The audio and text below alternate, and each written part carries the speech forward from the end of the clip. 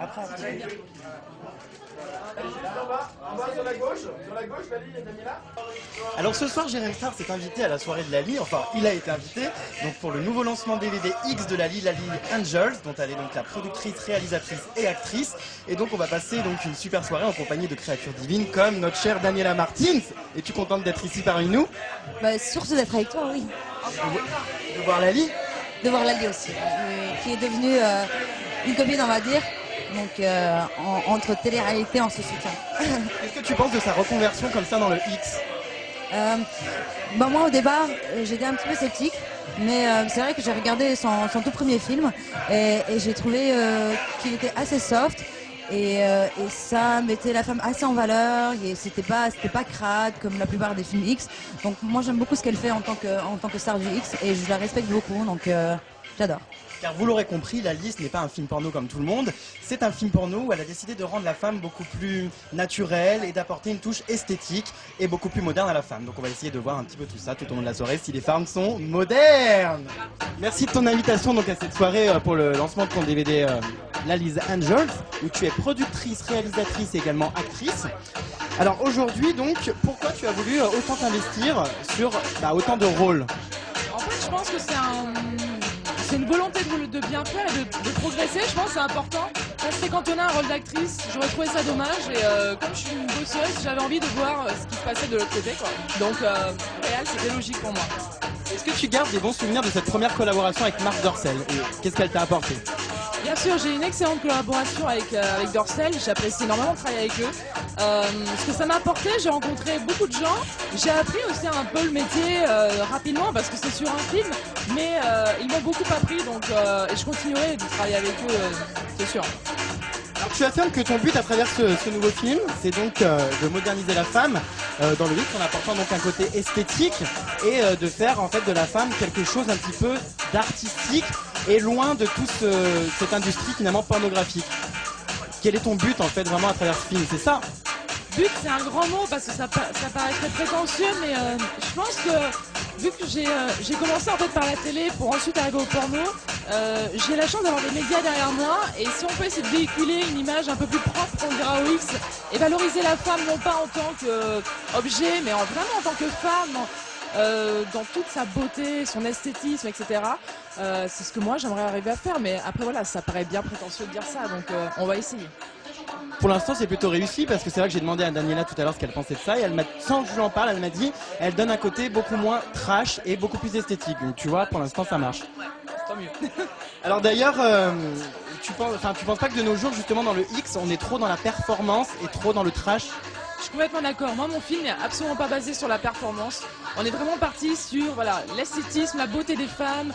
Il y a bien sûr la performance parce que je suis partie chercher les Américaines qui elles sont super performeuses, mais les filles de l'Est, je les ai prises pour leur beauté. C'est des filles de l'Est, c'est des filles magnifiques. Donc on a mêlé esthétisme et performance parce que ça reste un film porno et il y a un cahier des charges à respecter, donc c'est important. Globalement, un film comme le tien, ça coûte combien? Ça coûte cher. Ça coûte cher. C'est-à-dire? Ça coûte cher. C'est un budget, disons que tout compris, parce que moi ma société de prod, je viens de la commencer, donc j'ai dû acheter les caméras, tout ce qui est ordinateur pour les montages, etc., les voyages, machin, on est bien entre les 80 et 100 000 euros, ouais. Tout compris, ouais. Big production. Ouais, c'est une grosse production parce que voilà, on commence après, sur le deuxième film, ce sera beaucoup moins cher parce qu'on a déjà tout le matériel, donc ce sera déjà amorti, donc c'est ira mieux. Ouais. D'ailleurs, la réalisation de ce film a quand même été assez complexe. Tu es parti dans plusieurs pays. Raconte-moi un petit peu tout ce déroulement. Ça t'a pris du temps. Ouais, c'est un gros travail de préparation. Je pense qu'on a mis quasiment 1 an pour tout préparer. On est donc parti à Budapest. Donc il a fallu trouver une équipe de tournage sur place. Donc c'est vraiment très très bien entouré. Donc une fois à Budapest, on est parti ensuite aux États-Unis. On a tourné à Los Angeles. On est parti à Las Vegas. Donc on a tourné dans le désert. Donc on a fait vraiment des images magnifiques. Et on est reparti aussi à Budapest ensuite pour ma scène à moi. Donc non, c'est vraiment un beau film, je pense. On peut pas. Je pense qu'il n'y a pas de honte à regarder ce film X parce qu'il n'est pas trash. Tu as d'ailleurs donc d'autres projets dans le porno, notamment des super productions encore internationales. Donc tu sors encore d'autres films dans les mois à venir, j'ai entendu. Ouais, je pars bientôt en Thaïlande, au Cambodge, à Naples, etc. En République dominicaine. En fait, je coproduis un film avec un grand réal italien.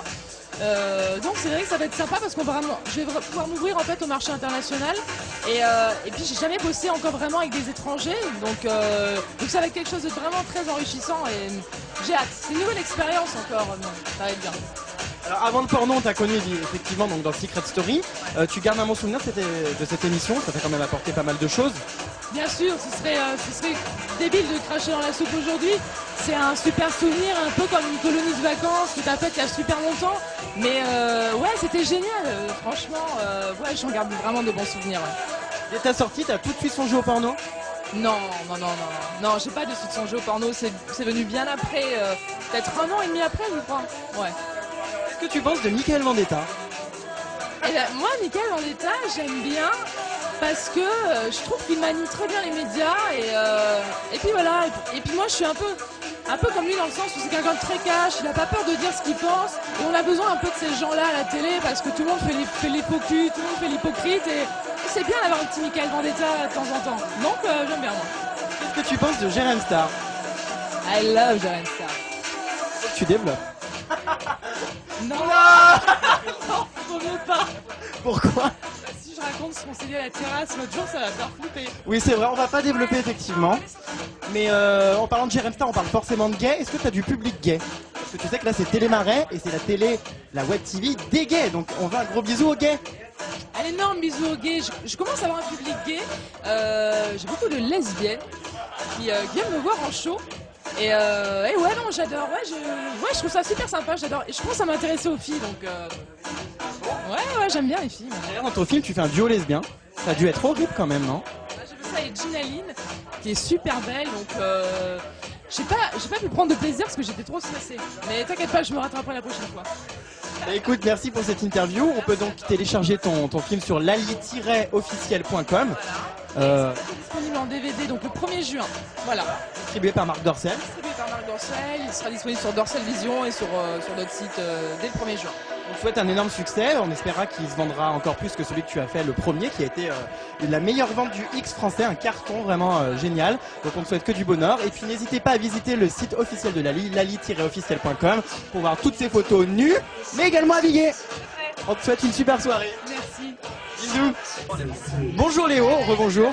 Comment ça va? Ça va bien et toi? Top, toujours. Hein. Alors on te voit à la soirée, une soirée assez spéciale, le lancement d'un film X. Tu penses toi aussi dans le X? J'y songe, mais j'hésite encore un peu parce que je suis pas très convaincu de mes fesses. J'attends. D'ailleurs, on a vu une vidéo sur le web de toi récemment, sur ton fameux Anaconda. On a enfin vu son sexe. Alors pourquoi avoir tout dévoilé comme ça sur internet? Parce qu'avec Martin, on aime bien la fête, on aime bien rigoler et on trouvait ça marrant. On peut la voir sur quel site? Rappelle-nous l'adresse. On peut la voir sur le site de Martin, martinmedus.com, on peut la voir sur mon site, leoelbas.com. Allez voir, ça vaut le coup. Évidemment, depuis le temps que je voulais la voir. Donc voilà, donc ce soir c'est donc le lancement du DVD X de Lali. Qu'est-ce que tu penses de sa reconversion? Bah écoute, je trouve ça honorable. Pour moi, il n'y a pas de sous-métier et c'est pas parce que tu fais du porno que c'est à blâmer. Je trouve ça très sympa, elle fait son trou dans ce qu'elle aime. Si c'est sa voix, tant mieux, qu'elle continue et qu'elle réussisse. À Lali. Est-ce que tu as déjà regardé son premier film? Non, j'ai pas eu le plaisir parce que je me branle uniquement sur des films sadomasochistes allemands.